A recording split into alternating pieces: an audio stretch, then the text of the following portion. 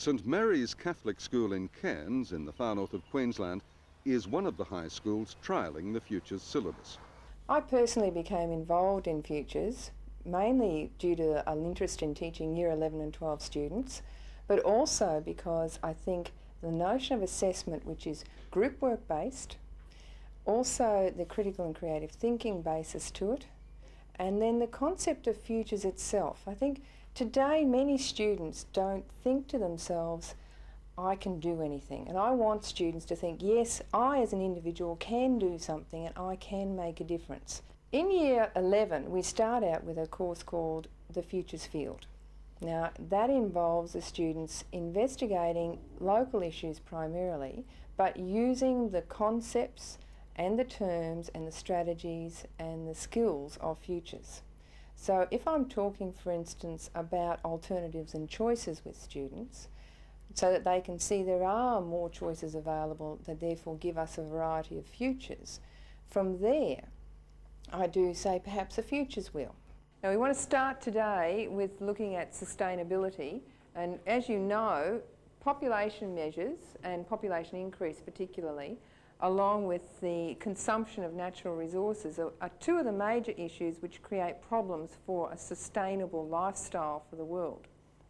Working from that basis, in this lesson today I want to do a futures wheel so that we can look at human lifespan to begin with, and look at the consequences if that population or lifespan increased over the next few years.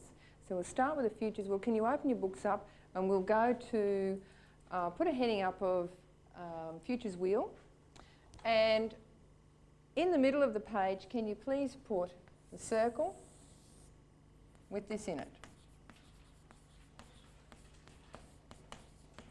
So human lifespan increases by 20 years. With a futures wheel, all they have to do is then say, well, what would be the initial impact of that? And then they write that around that particular circle in the centre. And then we look at, well, what are the impacts then of those? And we look at those things from there. And a futures wheel just develops out in concentric rings to a stage where we've got all these interconnected dynamics occurring in our local community. And from there the students can see not only the negative consequences of an action, but also the positives. And they can then determine plans of action and make decisions about those issues from using that futures wheel. From there we might go on to something like looking at water. If we look at water as a basic commodity that everyone needs, then if you investigate the water issues, we can then see what's changed over time. And it's there that I introduce them to the concept of a 200-year present. They look at water, they interview their parents and their grandparents. You know, things like, where did you get your water from? Has it changed over time? Have you noticed an alteration in quality? Do you think we've got more pollution now than when you were younger? Then they then have gathered their data from the past, which goes up to the first 100 years of their 200-year present, and they extrapolate and speculate knowledgeably about what the next 100 years may bring. I get them to write scenarios from there. They look at all the different kinds of scenarios that there are, and I try to get them writing ones that are more along the sustainable development idea. Semester 2 begins with the looking at the notion of change. Now, change for students is something that goes on around them all the time. They don't even realise it's happening.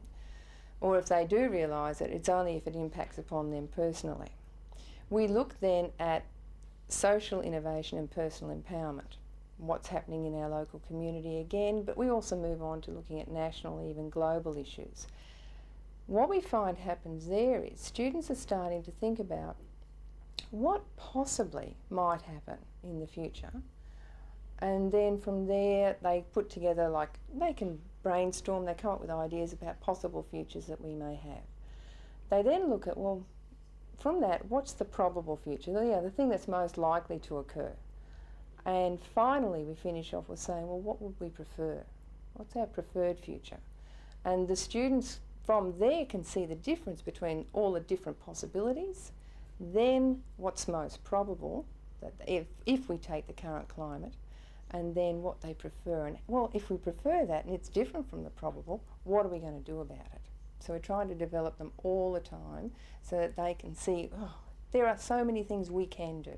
I'm absolutely sure that the young people taking that subject, when it's introduced statewide, will find that their views of the future are transformed.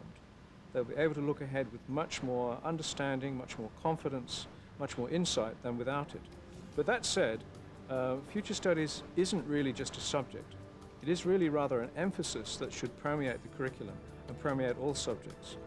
Futures is one of the most interesting and critical areas of curriculum development in the world at the moment. So internationally, nationally, at the state level, at the local school level, I believe that futures is critical, and I believe that it is so critical that all teachers ought to become futurists.